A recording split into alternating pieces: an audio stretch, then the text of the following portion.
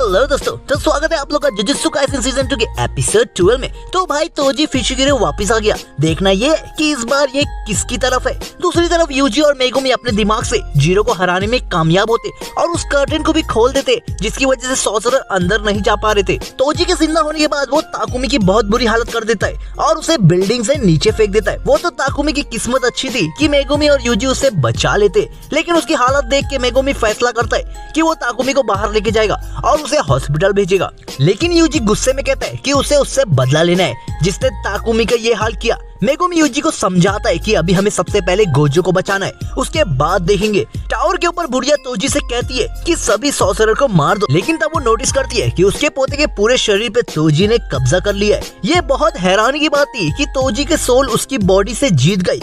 Toji भी हैरान होता है कि वो जिंदा कैसे हो गया। अब तोजी हंसते हुए सबसे पहले उस बुढ़िया को मार देता है, क्योंकि बुढ़िया ने कहा था कि सभी सॉर्सरर को मार दो, तो वो भी तो एक सॉर्सरर है। इधर नानामी अपने दोस्त कियोटाका से मिलने आता है, लेकिन वो देखता है कि कियोटाका बहुत ज्यादा ही जख्मी है और इसी बात से वो बहुत गुस्से में होता है। दूसरी तरफ मेमे उस कर्ज यूजर को बहुत आराम से हरा देती है। एबी ने मेमे से रहम की भीख मांगता है, लेकिन उसके सामने मेमे खड़ी है। मेमे बिना परवाह किए एबिने को मार देती है। मेमे को खुद पे बहुत प्राउड है, क्योंकि उसकी कर्ज टेक्निक सबसे ज्यादा कमजोर थी, फिर भी उसने बहुत मेहनत की और कभी हार नहीं मानी, इसलिए वो आज ग्रेड 1 सॉर्सरर है। यूजी ने बाहर का कर्टन खोल दिया, अब सभी सॉर्सरर अंदर आ सकते हैं। अब सिर्फ 2 कर्टन और बचे, एक जो गोजो को कैद करने के लिए था और दूसरा आम लोगों को कैद करने के लिए। यूजी को अब अकेले अंदर जाना होगा, लेकिन मेगुमी नहीं चाहता कि यूजी अकेले जाए, जिसपे यूजी कहता है मेरे पास मेगामारू भी तो है।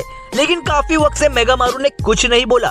टनल में मेमे स्टेशन की ओर जा रही होती है, लेकिन उसे नहीं पता कि वहाँ पे गेतो भी खड़ा है और वो मेमे का ही इंतजार कर रहा है। लेकिन इन सब के बीच नोबारा किधर है? नोबारा और माकी ट्रांसफिगर लोगों से निपट रहे होते हैं, जिसपे माकी नोबारा और आकारी को बैरियर के बाहर भेजती है और जब वो लोग भाग रहे होते तभी वहाँ हारुता आ जाता है, जिसने सभी मैनेजर को मार दिया और अब वो आकारी को मारेगा। हारुता बहुत खुश था और अपनी तलवार नोबारा के ऊपर फेंकता है। नोबारा उसे डॉज करती है और आकारी वहाँ से भागती है, लेकिन हम देखते हैं कि हारुता की तलवार अपने आप चल रही है और वो आकारी के पैर पे हमला करती है। आकारी वहीं गिर जाती है। नोबारा हारुता को रोकने की कोशिश करती है, लेकिन हारुता बहुत ताकतवर है। हारुता भाग के एक लात आकारी को देता है और अपनी तलवार से उसके बैक पे स्टैप करता है। ये देख के नोबारा पूरी छत को हारुता के ऊपर गिरा देती है, लेकिन हारुता को कुछ नहीं होता। वो फिर से आकारी के ऊपर स्टैप करता है और नोबारा के मुंह पे एक जोरदार मुक्का देता है और वो वहीं अनकॉन्शियस हो जाती है। अब इन दोनों की हालत एकदम खराब हो गई है। तब ये एंट्री होती है नानामी की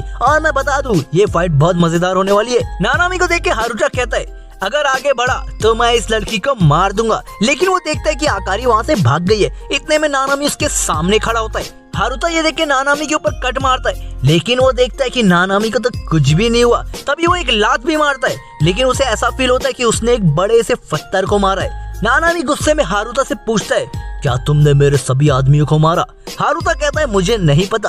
तभी नानामी एक जोरदार मुक्का हारुता पे देता है और वो दूर जाके गिरता है। हारुता की हालत इतनी खराब थी कि वो उड़ भी नहीं पा रहा है। नानामी फिर से पूछता है और एक जोरदार मुक्का मारता है। मैं बता दूं दोस्तों, हारुता के चेहरे पे जो मार्क है वो उसकी लाइफ है और जैसे जैसे नानामी उसको मुक्का मार रहा था वैसे उसकी एक एक लाइफ खत्म हो जा रही थी।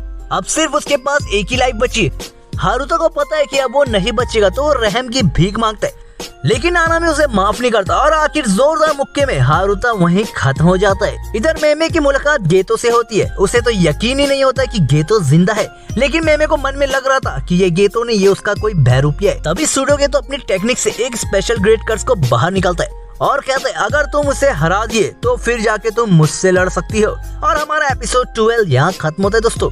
तो आखिर में सूडो गेतो की पहली फाइट की थोड़ी सी झलक हमें देखने को मिली और हमने ये भी देखा कि नानामी कितना ज्यादा स्ट्रांग है। और दूसरी तरफ यूजी जब स्टेशन पे भाग रहा था तो उसे सबसे पहले चोजो मिला। तो ये देखते हैं दोस्तों एपिसोड 13 में हमें किसकी फाइट देखने को मिलेगी।